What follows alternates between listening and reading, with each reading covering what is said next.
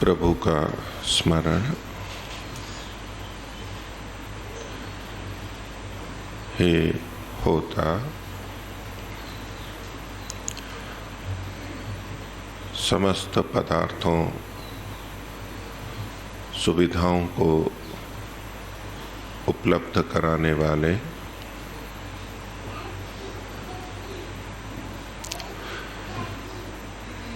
और समय आने पर समस्त पदार्थों को वापस ले लेने वाले,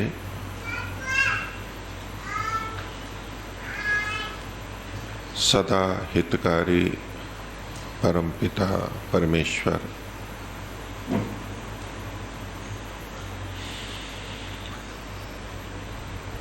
प्रणव ध्वनि।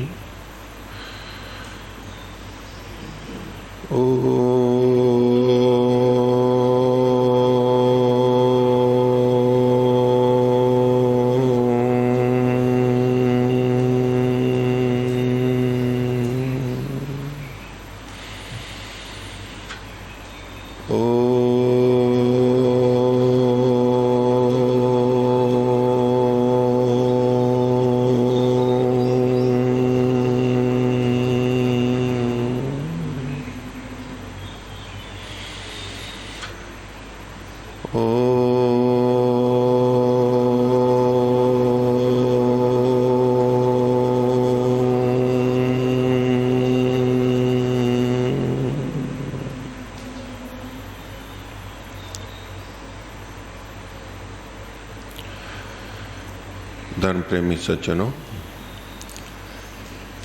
महर्षि दयानंद ने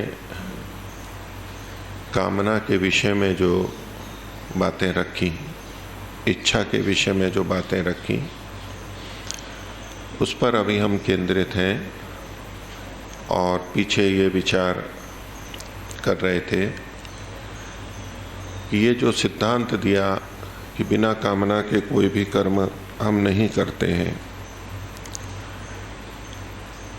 ये सिद्धांत कितना व्यवहार में है, हमें समझ में आता है। इस सिद्धांत को हमें समझना चाहिए और इसका निश्चय करना चाहिए, यह हमारे लिए आवश्यक है।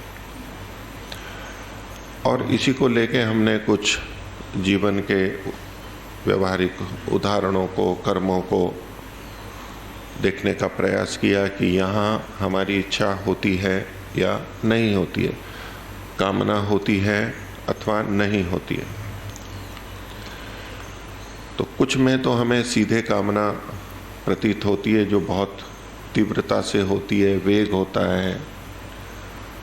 और बहुत सी कामनाएं ऐसी होती हैं जहाँ छोटी या सूक्ष्म इच्छा होती है और हम उसे पकड़ नहीं पाते, या हमें आवश्यकता नहीं होती उसको देखने की, पकड़ने की, वो होती रहती हैं।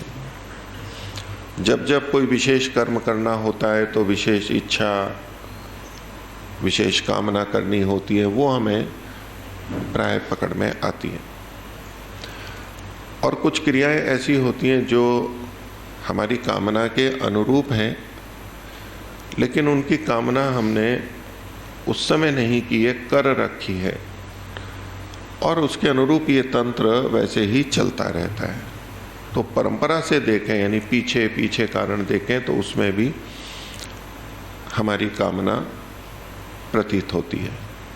यहाँ उन कर्मों की कोई बात नहीं है जो ईश्वरीय व्यवस्था से होती हैं, हमारे शरीर में ही होती हैं, लेकिन ईश्वरीय व्यवस्था तंत्र के कारण से, पूरे संचार के कारण से होती है, अथवा आत्मा की उपस्थिति मात्र से होती है।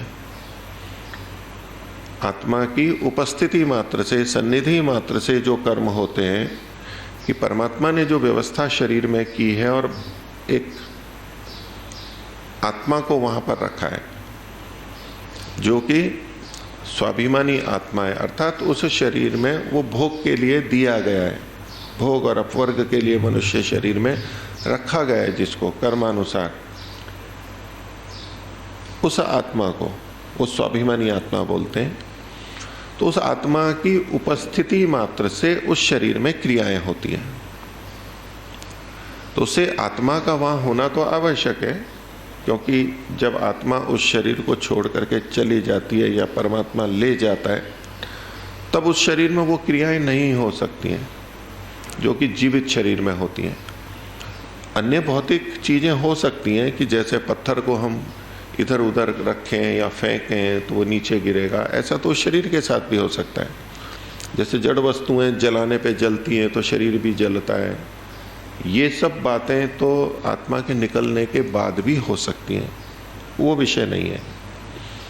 लेकिन आत्मा की उपस्थिति में जो क्रियाएं होती हैं, लेकिन आत्मा उसमें इच्छा नहीं कर रहा है, तो ऐसे दो भेद हमें करने होंगे। तो पहला जो भाग है, आत्मा की सन्निधि या उपस्थिति मात्र से जो क्रियाएं होती हैं वो आत्मा कर रहा है, ऐसा निश्चय नहीं करना चाहिए।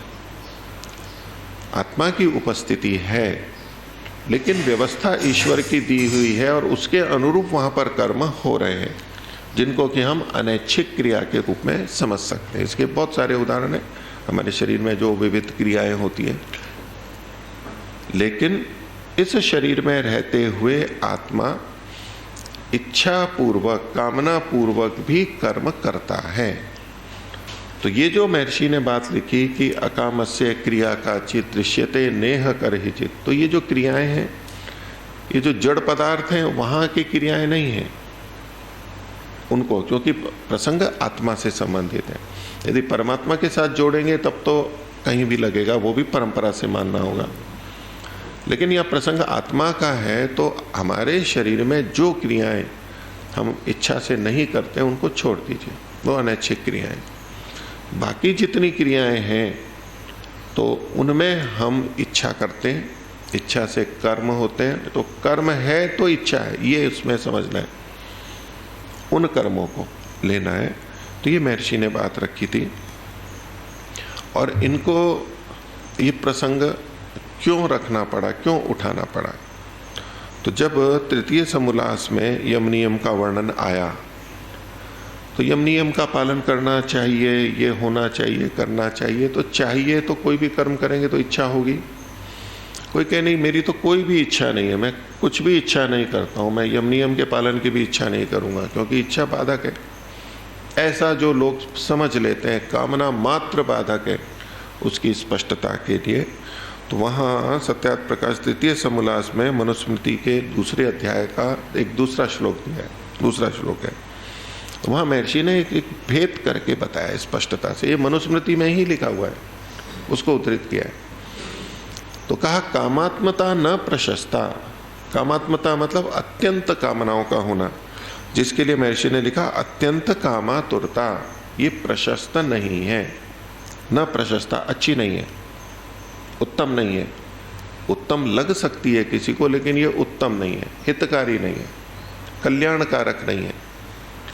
तो ये तो सभी बोलते हैं, लेकिन उसके साथ में जो दूसरी बात है, न चैवे हास्ति अकामता, तो दूसरा सत्य ये है कि यहां पर अकामता भी नहीं है। यहां पर कहाँ? श्लोक में जब हम जन्म ले रखा है अपने, यहां अकामता भी नहीं है। तो महर्षि ने जो इसका अर्थ किया, अत्यंत कामातुरता और निष्कामता किसी के लिए भी श्रेष्ठ नहीं। तो जो अत्यंत कामातुरता को किसी के लिए भी श्रेष्ठ नहीं का मतलब हितकारी नहीं है, ये तो कहने वाले बहुत मिलेंगे इसको प्रस्तुत करने वाले। लेकिन साथ में कहा निष्कामता, अत्यंत निष्कामता भी किसी के लिए श्रेष्ठ नहीं है। ये दूसरी बात है जो कि अधिक ध्यान देने योग्य है। सामान्य रीति से कामना बुरी और निष्कामता अच्छी, ये एक लोक में प्रचलित है। लेकिन क्या निष्कामता भी बुरी हो सकती है या अत्यंत निष्कामता भी श्रेष्ठ नहीं हो सकती है? नहीं तो निष्कामता शब्द आते ही हम बस नतमस्तक हो जाते हैं कि निष्कामता ही होनी चाहिए और जीवन में जो सुख शांति आने वाली है वो निष्कामता से ही आएगी। ये एक भाव भरा जाता है अध्यात्म के नाम पर। जब ये बात कही जाती है वो कहाँ घटती है वो समझने की बात, यही विवेक है। और वही महर्षि दयानंद इस श्लोक के माध्यम से हमारा मार्ग प्रशस्त कर रहे हैं। और महर्षि मनु ने भी धर्मशास्त्र में ये बात लिखी है, कुछ सोच करके लिखी है, कोई व्यवहार को देख के लिखी है। तो अत्यंत कामातुरता और निष्कामता किसी के लिए भी श्रेष्ठ नहीं। क्यों? उसके लिए कोई हेतु होना चाहिए। ऐसा क्यों कह दिया? तो पहले श्लोक की पंक्ति पढ़ता हूं, काम्यो ही वेदाधिगमः। वेद का जो अधिगम है, वेद को जो प्राप्त करना है, वेद का जो अध्ययन है, स्वाध्याय है, वो कामना पूर्वक ही होता है, काम्य ही है, निष्काम नहीं है वो। इस अर्थ में कि कोई भी कामना ना हो, ऐसा नहीं है। क्योंकि वेद का अधिगम, वेद का पढ़ना, ये भी कामना से होता है, इच्छा से होता है, संकल्प से होता है। सामान्य इच्छा से नहीं हो सकता, सामान्य कामना, सामान्य संकल्प से नहीं हो सकता ये। इसके लिए तो विशेष इच्छा होनी चाहिए, विशेष कामना, विशेष संकल्प होना चाहिए, तब ये हो सकता है। तो अच्छी बातों का उदाहरण दिया कि काम्यो ही वेदाधिगम, वेद का अध्ययन ये एक श्रेष्ठ बात है, वो कामना से युक्त ही होता है। और कर्म योगश्च वैदिका, जो वैदिक वेद से संबंधित कर्म है, वेदोक्त जो कर्म है, उनका योग है, उनकी प्राप्ति है, करना है, वो भी कामना से युक्त है। अर्थात ये अच्छे कामों में भी कामना होती है, और यदि ये कामना नहीं करेंगे तो ये अच्छे काम भी नहीं हो पाएंगे।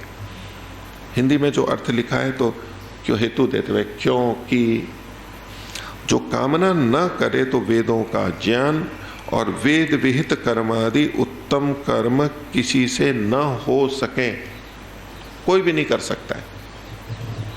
इसलिए कामना को हमें समझना है, इच्छा को हमें समझना है, और उसका भेद करके उस इच्छा का उपयोग लेना है। आत्मा में इच्छा है, इच्छा धर्म आत्मा का अपना स्वभाव है, और ये बहुत अधिक गुणकारी है हमारे लिए। अगर ये ना हो तो हम तो जड़वती हो जाएंगे। इस चेतनता के लक्षणों में जहाँ ज्ञान एक लक्षण है, कि अगर ज्ञान नहीं हो तो हम जड़ी हो जाएंगे। ऐसे ही इच्छा का होना ये आत्मा का स्वभाव है, इससे रहित कोई ना है, ना हुआ था, ना होगा। जब शरीर आदि इंद्रियां नहीं होते हैं, प्रलयावस्था में मूर्छित होते हैं, वहां ये इच्छा सुप्त रहेगी, क्योंकि कोई आधार ही नहीं है, ज्ञान ही नहीं हो रहा है। लेकिन जब जब भी शरीर का धारण होगा, चाहे मनुष्य चाहे इतर प्राणी, वहां इच्छा रहेगी, और वहां के अनुकूल जो हो सकता है वो इच्छा प्रवृत्ति के रूप में आएगी, उस तरह के कर्म वो करेगा। इसी बात को जो महर्षि ने 11वें समोल्लास में लिया है, और 11वें समोल्लास का विषय चूंकि आचार और अनाचार, 10वें समोल्लास का, हाँ क्षम्यता, 10वें समोल्लास का जो विषय आचार और अनाचार रखा है, मतलब ये क्या करना है और क्या नहीं करना है, तो कर्म का विषय है यहाँ पर। भक्ष्य और अभक्ष्य भी बाद में दिया है, उसमें भी करने और न करने की बात है। इसलिए प्रारंभ में ही महर्षि ने जो लिखा कि जो विद्वानों के द्वारा कहा गया है, विद्वद् भी सेविता सद्भिर नित्यम अद्वेष रागी भी, जो द्वेष नहीं करते हैं, राग नहीं करते हैं, उनके द्वारा जिस धर्म को पालन किया गया, ग्रहण किया गया, हृदय नाभ्यनुज्यात, और उन्होंने अंदर से जिसको स्वीकार किया है हृदय से, यो धर्म, जो धर्म है, तन निबोधता, उसको जानो, उसको जनाने के लिए वो करणीय है, करने योग्य है। इससे अगला ही वही श्लोक दिया जो मैंने अभी पहले पढ़ा था, कामात्मता न प्रशस्ता न चैवास्ति अकामता। इसका महर्षि का मैं अर्थ भी पढ़ता हूँ। पहला श्लोक, उसका अर्थ लिखने के बाद में लिखते हैं, क्योंकि इस संसार में अत्यंत कामात्मता और निष्कामता श्रेष्ठ नहीं है। वेदार्थ ज्ञान और वेदोक्त कर्म ये सब कामना ही से सिद्ध होते हैं। और अगले श्लोक में तीसरे में भी कहा, संकल्प मूलः कामो वै यज्ञः संकल्प संभव। जितने भी काम हैं वो संकल्प मूलक हैं, यज्ञादि श्रेष्ठ कर्म है। व्रतानि यम धर्माश्च सर्वे संकल्प जा स्मृता, जितना यम नियम का पालन है वो भी संकल्प जन्य ही व्रत है, यम है। तो वहाँ भी पहले यम नियम के प्रसंग में महर्षि ने ये बात कही। तो और इसके आगे एक चौथा श्लोक है जो अकामस्य क्रिया का चित्त वाला था। तो क्योंकि जो जो हस्त पाद नेत्र मन आदि चलाए जाते हैं, चलते हैं उनको छोड़ दीजिए, अभी जो चलाए जाते हैं वे सब कामना से ही चलते हैं। तो ये जितने भी श्रेष्ठ कर्म हैं ये कामना से चलते हैं। कामना का उपयोग हमें अच्छे कार्यों के लिए करना ही चाहिए। अपनी इच्छा, संकल्प, कामना, वो सब हमारे प्रयत्न के पीछे रहती है और वैसा ही हम पुरुषार्थ करते हैं। तो इससे संबंधित जो कुछ प्रश्न आप लोग पूछ रहे थे और जिनको भी पूछना है वो पूछ सकते हैं। माइक दीजिए पीछे आचार्य अभय जी को। और कोई है जिनको पूछना है, हाथ खड़ा करेंगे। आपको ये देखना था, महर्षि ने कहा ना, मनुष्य को निश्चय करना चाहिए कि सबके पीछे कामना है। तो आपने अपने अपने जीवन में जो भी सुबह से शाम तक, रात तक दिनचर्या करते हैं, उसमें कोई ऐसी चीज देखी जिसमें कामना नहीं थी? ऐसी कोई बात देखी जिसमें कामना नहीं थी? तो उसका आपको उदाहरण बताना है, बच्चों को भी बताना है। कोई कामना नहीं थी, ऐसा कोई कर्म, क्रिया जो आपने कल की, परसों की, अभी के अपने जीवन की कोई भी ऐसी घटना हो जो आपको लगता है इसमें तो मेरी इच्छा नहीं थी, तो वो आपको उदाहरण के रूप में रखना है।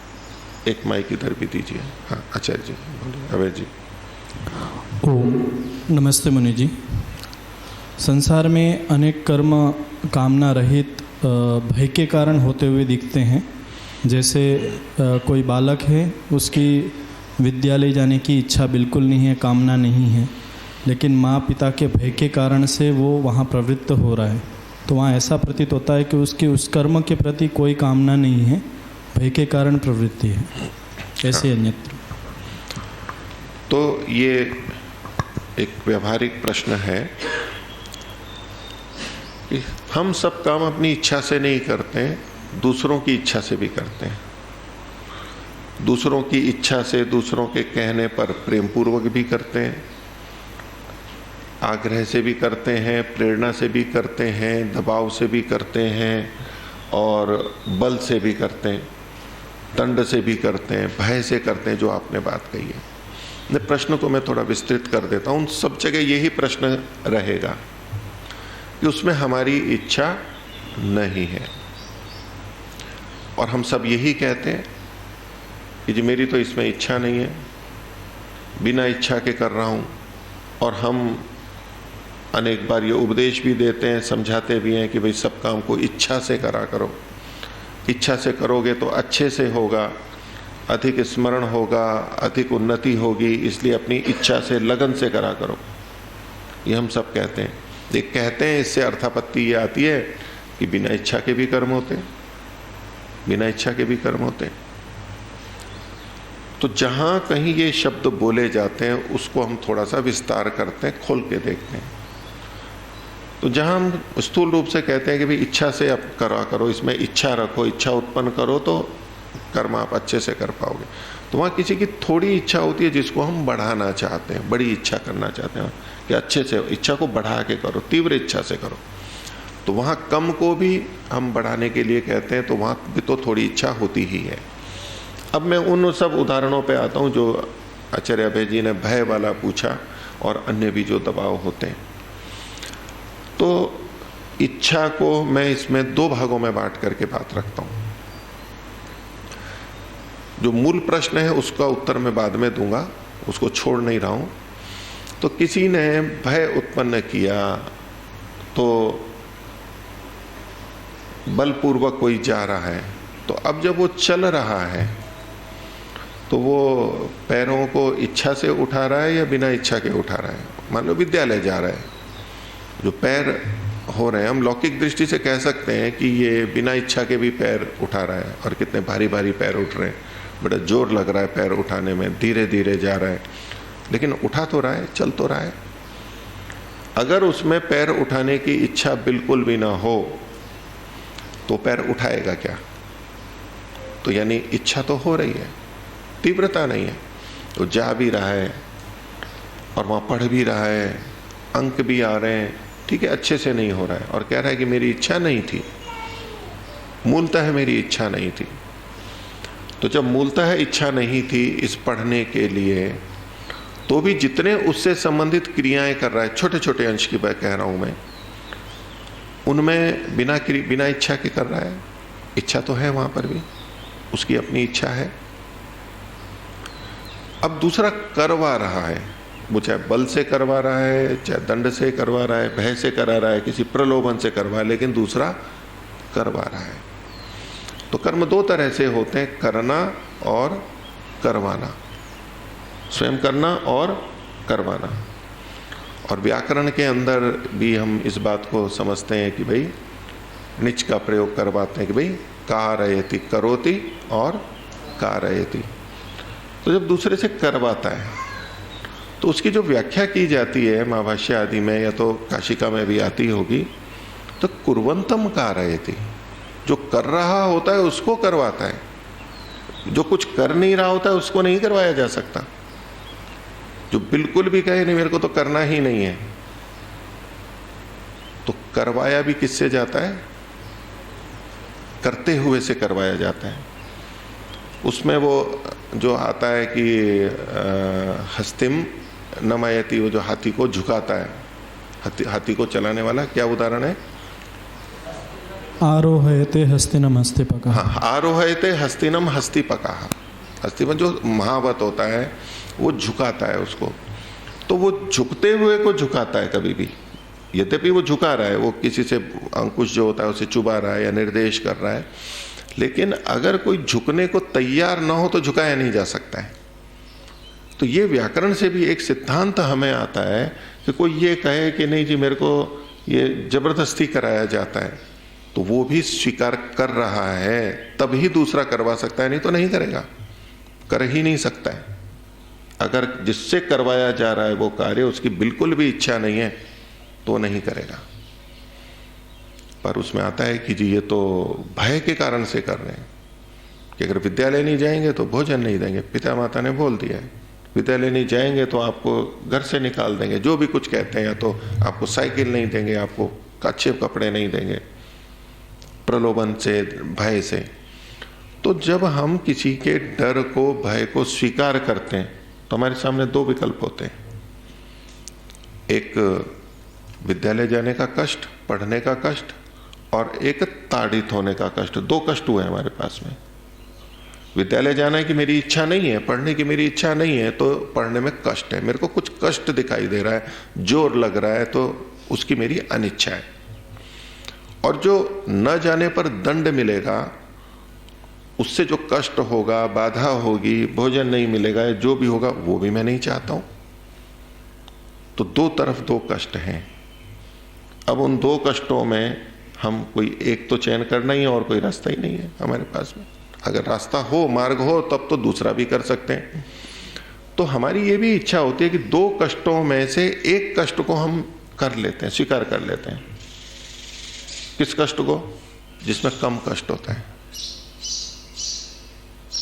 हम सड़क पे नंगे चलें, यदि अभी तो जूते चप्पल आपके पास हैं अधिकतर, फिर भी कुछ नंगे चलते हैं और बहुतों को वो कोर्ण हो रहे हैं। गुरुकुल झज्जर में नंगे पैर, सभी नंगे पैर, ये चप्पल होती ही नहीं थी, तो चाहे गर्मी हो चाहे सर्दी हो, और पैरों की हालत भी बुरी होती थी। तो मान लीजिए हम चलते हुए जा रहे हैं, गर्मी है बहुत, और पैर तप रहे हैं, तो सड़क पे चल रहे हैं हम। सड़क किसकी है? कोलतार की, डामर की है, काली काली है, बहुत तेज गर्मी है, और सड़क के बगल में थोड़ी मिट्टी भी रहती है, वो भी गर्म है। तो चलते हुए हम क्या करेंगे? पहली बात, क्या हम गर्मी में नंगे पैर और तप रही है, चुभ रहा है, तो उस मिट्टी में चलना चाहेंगे? कमरे में बैठेंगे, चप्पल से चलेंगे, मिट्टी में चलना चाहेंगे? नहीं चलना चाहेंगे। और सड़क पे चलना चाहेंगे? नहीं चलना चाहेंगे। लेकिन हमें जाना है, हमें जाना है, तो हम क्या करेंगे? जाना है, मेरे को मेरा चश्मा लेने झज्जर जाना था, चश्मा बनने को दिया हुआ था, टूट गया था, तो मेरे को पैदल पैदल जाना था गुरुकुल झज्जर से झज्जर शहर तक, तो मेरे को तो जाना ही है। उसके चश्मे के बिना मेरे को दिक्कत थी, मैं चश्मा लगाता था उस समय। ये उदाहरण मैं तो एक अपनी घटना बता रहा हूँ बाल्यकाल की, पर सभी में हर जगह हमारे साथ ये घटना होती है। और चश्मा नहीं लाऊं तो भी दिक्कत है, चश्मा तो लाना पड़ेगा, नहीं तो पढ़ाई कैसे करूंगा, मेरे को दिखेगा कैसे? तो जाना तो है, चश्मे में मेरे को हित दिखाई दे रहा है, और चलने में मेरे को कष्ट दिखाई दे रहा है, सड़क पर भी और मिट्टी में भी, तो दोनों में से उस कष्ट को चुनूंगा या नहीं चुनूंगा? वैसे तो कष्ट को नहीं चुनेंगे, प्रथम सिद्धांत तो यही है कि हम दुख नहीं चाहते हैं, वो बिल्कुल ठीक है।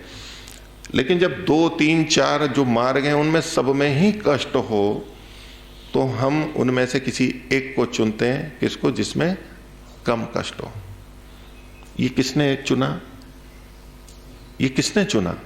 हमने चुना ना। ये इच्छा किसने की? हमने की है। तो जब भय से भी कोई हम कार्य करते हैं, उसमें भी हमारी इच्छा होती है। हम यूं मोटे तौर पे कहते हैं कि मेरी इच्छा नहीं है। अब चौराहे पे पुलिस वाला खड़ा हुआ है और लाल बत्ती है और वो जाने नहीं दे रहा है, जाएंगे तो ये दंड दे देगा। तो हम जो रुक रहे हैं बत्ती पे, उसकी इच्छा है या नहीं है? मेरे को जल्दी जाना है, कोई आवश्यक कार्य है, तो मैं तो जल्दी जाना चाहता हूँ, मेरी इच्छा तो रुकने की नहीं है। लेकिन फिर मैं रुका हूँ, तो ये मैं इच्छा से रुका हूँ या अनिच्छा से रुका हूँ? तो मैं अनिच्छा से रुका हूँ, ये कहेंगे। और दंड के कारण कहेंगे, पुलिस वाला नहीं होता तो फिर भी लाल बत्ती पे निकल जाता, जैसे तैसे दूसरों को बाधा होती तो होती, मैं निकल जाता। लेकिन पुलिस वाला खड़ा है तो लाइसेंस जब्त कर लेगा और कुछ दंड देगा। तो अब जो मैं बत्ती पे रुका हूं, वो अपनी इच्छा से रुका हूं या अनिच्छा से रुका हूं? तो प्रथम दृष्टि ये आएगी, अपनी बिना इच्छा के रुका हूं, मेरी इच्छा तो जाने की थी। लेकिन इसको अगर हम उसी तरह देखें कि मैं जाना भी चाहता हूं, लेकिन जाने में ये दंड भी दिखाई दे रहा है, तो मैं उस दंड से बचने के लिए रुका हुआ हूं, तो ये अपनी इच्छा से रुका हूं। अपने उस वाहन को जब हमने रोका है, हम कह रहे हैं कि बिना इच्छा के रोका है, लेकिन ब्रेक हमने ही लगाए हैं अपनी इच्छा से। हमारी बिना इच्छा के तो ब्रेक लगेंगे ही नहीं, बिना इच्छा के हम रुकेंगे ही नहीं वहां पर। तो जहां कहीं ये भय आदि के कारण से हमें लगता है कि हम बिना इच्छा के कर रहे हैं, नहीं, वहां भी हमारी इच्छा होती है। और 2 दुखों में से, 2 कष्टों में से, बाधाओं में से बचने के लिए हम निर्णय करते हैं, जिसमें कम दुख होता है उसको हम स्वीकार करते हैं। इसलिए वहां भी इच्छा है, हमारी इच्छा है उसके अंदर। तो अभी समय हो गया है, अब आप इस प्रश्न पे यदि और कुछ प्रश्न हो, प्रति प्रश्न हो, तो उसकी चर्चा हम आगे करेंगे। लेकिन सिद्धांत ये रहेगा, ये हमें निश्चय करना चाहिए कि बिना कामना के क्रिया नहीं होती। बलपूर्वक भी जो हम क्रिया कर रहे हैं, उसमें भी हमारी इच्छा होती है। आज का विषय इतना ही रखते हैं। शांति पाठ।